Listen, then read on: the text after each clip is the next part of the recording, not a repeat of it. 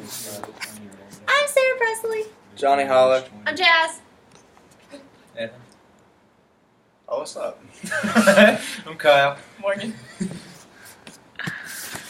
Alright, this is my speech for informative. Alright, so here I go. Alright, think of your favorite college football team. And think about the biggest accomplishment that they have.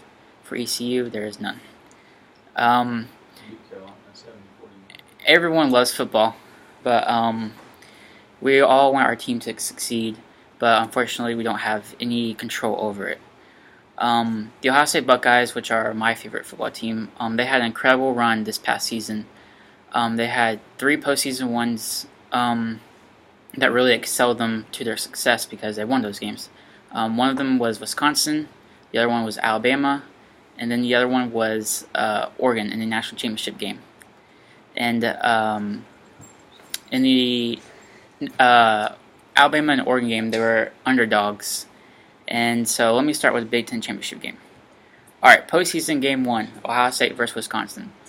No one could really pick a clear winner because it was evenly matched. Ohio State played all year long with their second-string quarterback. And this game featured their third-string quarterback, Cardale Jones. So this kind of really helped them because Wisconsin didn't know what they were getting from Cardale Jones. And it worked because Ohio State went on to beat Wisconsin 59-0. This really exemplified the next man up mentality of Ohio State because all year long Ohio State dealt with injuries and just people not playing to their full potential. So at quarterback, they never really skipped a beat. And this game was also exemplified the hunger for success. Last year, they were called, overrated or not legit. And this year in the Big Ten championship game, they were hungry for success, and they went to beat Wisconsin in that game, and it really solidified their legitness. So this game was a pretty easy win for OSU, as they were hungry for success, and the athleticism and the talent really overwhelmed Wisconsin. But the next game would be a much tougher match versus Alabama. So post-game number 2 versus Alabama in round 1 in the Sugar Bowl of the playoff. Ohio State was still with their third-string quarterback, but Ohio State opened as the heavy underdog, as Alabama was the heavy favorite.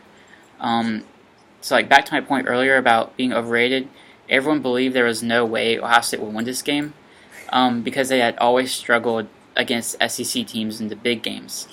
So this was a huge opportunity to silence these doubters.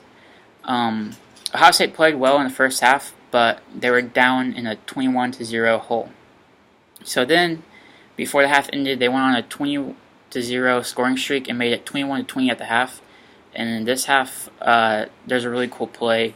The quarterback pitched it to a wide receiver, then the wide receiver threw it down the field to another wide receiver for a touchdown. And the second half, Ohio State came out on fire, hungry for the win, and they went on to beat Alabama 42-35.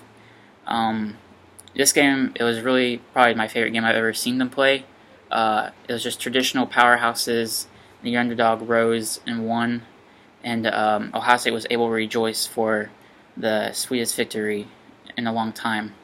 But the rejoicing didn't last long, as Ohio State had one more tough opponent in the biggest game of the year versus Oregon in the national championship game. So the third postseason game, number 3, versus Oregon.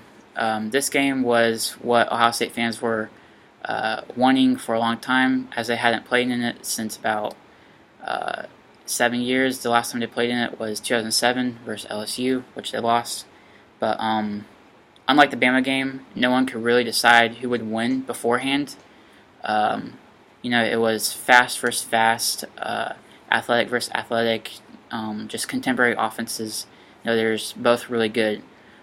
This game, there's really not much to talk about just because it really wasn't a game, as Ohio State went on to win 42-20.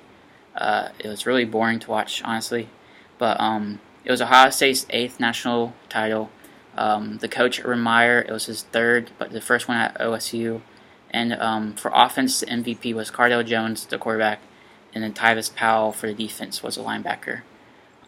Those were the MVPs. And so the chase was complete, and the doubters were silenced, and every single player, they played for each other.